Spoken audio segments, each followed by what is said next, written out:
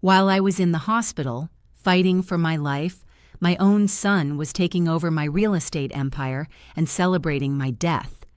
As I lay in a recovery clinic, hooked to monitors and praying for one more chance to breathe without pain, he was at my home, raising a glass to an inheritance that wasn't his yet. He filed a forged death certificate. He told people I was gone. He thought he had won, but he forgot one thing. You cannot bury a woman who is still breathing. And he was about to learn that the hardest way possible. My name is Diane Sterling, and in the world of Manhattan real estate, they call me the Iron Lady. I didn't earn that nickname by being soft, and I certainly didn't earn it by inheriting a fortune. I built my empire brick by brick, starting with a single crumbling brownstone in Brooklyn and turning it into a portfolio of luxury properties that would make a tycoon blush. At 62, I'm at the top of my game. My crown jewel is a 4,000-square-foot glass penthouse overlooking Central Park, a sanctuary of marble, silence, and success. But I made one catastrophic mistake in my life. I raised a shark. My son Leo was supposed to be my legacy. I thought I was grooming a successor, someone who understood the value of a dollar and the weight of a reputation. Instead, I realized too late that I had raised a predator who viewed my heartbeat as a timer on a vault. To Leo, I wasn't a mother who had sacrificed every weekend, every vacation, and every ounce of my youth to ensure he never wanted for anything. I was just a walking bank account, a signature on a trust fund that he felt was taking far too long to become his own. I used to think his entitlement was just a phase, a symptom of the silver spoon life I'd provided. I told myself that once he saw how hard I worked, he'd find his own drive. But as I sat in my boardroom, watching him check his Rolex while I discussed multi-million-dollar acquisitions, I should have seen the hunger in his eyes. It wasn't a hunger for success. It was a hunger for the end. He wasn't waiting for his turn to lead. He was waiting for the first scent of blood in the water. I spent 30 years convincing myself that if I just gave Leo enough, he would finally find his footing. I poured money into his visionary tech startups like I was throwing gold into a furnace. There was the $150,000 for a social media app for luxury watch collectors that never launched, and then another $300,000 for an eco-friendly private jet concierge service that folded within 6 months because Leo spent the entire marketing budget on a launch party in the Hamptons. Each time, he'd come to the penthouse, hang his head, and play the role of the misunderstood genius. And each time, like a fool, I'd write the check, thinking I was buying his future. I wasn't. I was just funding his lifestyle. Then came Tiffany. If Leo was a shark, Tiffany was a remora, attached to his side, feeding off whatever he scavenged from me. She came from a family with a prestigious name and an empty bank account, growing up with champagne tastes on a beer budget. When they got engaged, I didn't just pay for the wedding. I staged a $200,000 gala at the Pierre Hotel. I bought her the dress, the flowers, and the 5-tier cake. And yet, the very next morning, I overheard her in the kitchen of my penthouse, whispering to Leo that my taste in interior design was dated and stifling. She was already picking out paint swatches for the walls of a home that didn't belong to her. The turning point came 6 weeks ago. I'm a woman who doesn't believe in being sick, but my body finally gave me an ultimatum. It was a silent heart attack, a sharp, crushing weight in my chest during a board meeting. I didn't tell the press. In my world, weakness is a death sentence for stock prices. I checked into a private high-end recovery clinic in Connecticut, a $85,000 sanctuary, where I could heal in total anonymity. I told only one person where I was. Leo. Mom. Just rest. He had told me. His voice thick with a fake, honeyed concern that I actually fell for. I'll handle the office. Tiffany and I will keep an eye on the penthouse. Don't worry about a thing. I felt a surge of pride. I thought, finally, he's stepping up. I spent my days in that clinic doing grueling walking exercises, my heart monitor beeping a steady rhythm of recovery. I was working so hard to get back to them, to get back to my life. I didn't know that while I was struggling to take 10 steps without gasping for air, my son and his wife were already in my bedroom, measuring the windows for new curtains and wondering how much longer my heart would bother to beat. The realization didn't come with a dramatic phone call or a shadowed figure in a doorway. It came with a digital notification on a Tuesday afternoon. I was sitting in my recovery suite, the scent of expensive antiseptic and fresh lilies filling the room, when I opened my laptop to authorize a routine $12,000 wire transfer to one of my property managers. I typed in my credentials for my primary Chase Sapphire business account, the one that holds the liquidity for my entire lifestyle. Access denied. I tried again, thinking my post-heart attack brain had slipped a digit. Access denied. Account closed. Holder deceased. My blood went cold. I felt a phantom pressure in my chest, worse than the actual heart attack. I didn't panic. I went into Iron Lady mode. I called my personal attorney, Marcus, on his private line. He picked up on the first ring, his voice shaking so hard I could hear his teeth chattering against the receiver. "Diane, is that really you?" he stammered. "Marcus, why is my bank telling me I'm dead?" I barked, my voice raspy but sharp. "Diane, thank God. Leo. He came into the office 3 days ago.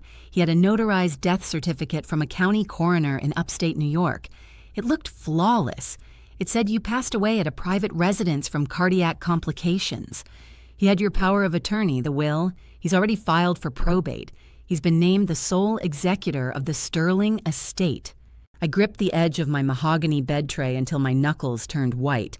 My own son hadn't just stolen my money. He had legally erased my existence.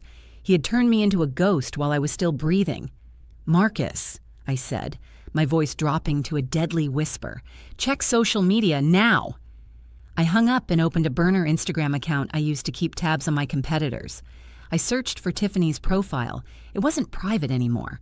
There was a photo posted 4 hours ago, a close-up of a black-bordered invitation on heavy cream cardstock, celebrating the new era of Sterling Estates, a night of remembrance and transition, 8:20 p.m.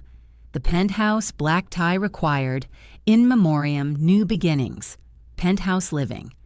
She had even posted a story of herself in a $6,000 black lace veil, pouting at the camera with the caption, "Sadness looks good on me, but the view from the top looks better." They weren't mourning. They were celebrating. They were hosting a death party in my home with my champagne, inviting the very people I had spent 40 years trying to impress, all to witness the coronation of the man who had murdered me on paper. I didn't scream. I didn't throw my laptop across the room or call the nurse in a panic. In fact, for the first time since my heart attack, my pulse actually slowed down. It became a cold, steady drumbeat. I reached over and calmly detached the heart monitor leads from my chest, watching the green line on the screen go flat. "Beep, beep, beep." "There," I whispered to the empty room. "Now I'm as dead as you want me to be." The realization hit me with the force of a tidal wave. Leo hadn't just made a greedy mistake. He hadn't just overstepped. He had committed a series of high-level felonies. By filing that forged certificate, he had committed identity theft, insurance fraud, and grand larceny on a scale that would make a Ponzi schemer blush. He hadn't just stolen a car. He had legally killed his mother to bypass the spendthrift protections I'd spent decades building into my trust. I picked up my phone and dialed Marcus back. My voice was no longer shaking. It was ice. "Marcus," I said, cutting off his stammering, "stop mourning. We're going for the nuclear option. I want a forensic audit of every account Leo has touched in the last 72 hours. I want an emergency ex parte motion filed under seal with Judge Vance. Tell him his old friend Diane is calling in every favor she's ever earned. Leo wants a ghost? Fine. I'm going to be the kind of ghost that haunts his entire future until there's nothing left but the wreckage." I didn't leave the clinic in a hospital gown. I left in a war suit. I had my assistant, the only one Leo hadn't managed to fire yet, bring my garment bag from the city. I stepped into a $15,000 vintage Chanel suit, the wool as black as the ink on my forged death certificate. I cinched the belt tight, feeling the familiar weight of my authority return. As I looked in the mirror, the pale, sickly woman of the last few weeks was gone. The Iron Lady was back, and she was thirsty for justice. "Marcus," I said into my Bluetooth as I settled into the back of a blacked-out SUV, "give me the numbers." "He moved it, Diane," Marcus whispered. "He moved $1.2 million from your personal savings into a brand-new inheritance account under his name. He used the forged certificate as the key to the vault. He's already spent $40,000 of it this morning, mostly on catering, high-end security for the party, and a custom-tailored tuxedo." "Good," I replied, a cold smile touching my lips. "Let him spend it. Every dollar he touches is another nail in his coffin. Is the FBI looped in?" "Agent Miller is waiting at the precinct," Marcus confirmed. "The moment that money hit a new account created under false pretenses, it triggered a federal red flag. We've flagged the funds as proceeds of identity theft. He's not just a bad son anymore, Diane. He's a federal target." I watched the Connecticut trees blur into the gray concrete of Manhattan. I had coordinated with the NYPD's white-collar crime unit to meet me 3 blocks from the Penthouse. I gave them the guest list, the floor plans, and the codes to the private elevator. I wanted this to be surgical. I didn't want him caught in an alleyway. I wanted him caught at the peak of his hubris. As we crossed the Queensboro Bridge, I saw the lights of the city flickering like a million tiny witnesses.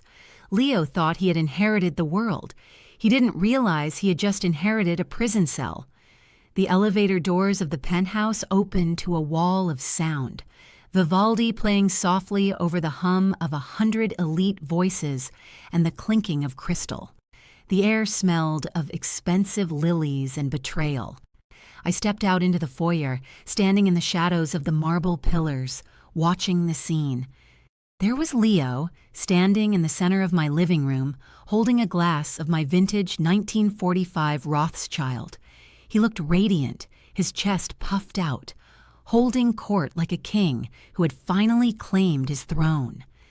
Tiffany stood beside him, draped in my mother's heirloom diamond brooch, accepting condolences that looked a lot like congratulations. I waited for the music to die down. I waited for Leo to tap his glass with a silver spoon to announce his toast. "To my mother," Leo said, his voice cracking with a practiced theatrical grief. "She was a lioness. She built this world, and tonight, we honor her by stepping into the future she prepared for me. The only thing I prepared for you, Leo, was a lesson in consequences." The silence that followed was absolute. It was as if the oxygen had been sucked out of the room. I walked into the light, my heels clicking like a countdown on the marble floor. Leo's glass didn't just slip, it shattered, red wine splashing across his white silk rug like a fresh wound. Tiffany's hand flew to her throat, her face turning a sickly shade of gray. "Mom?" he whispered, his knees buckling. You're in Connecticut. You're dead?"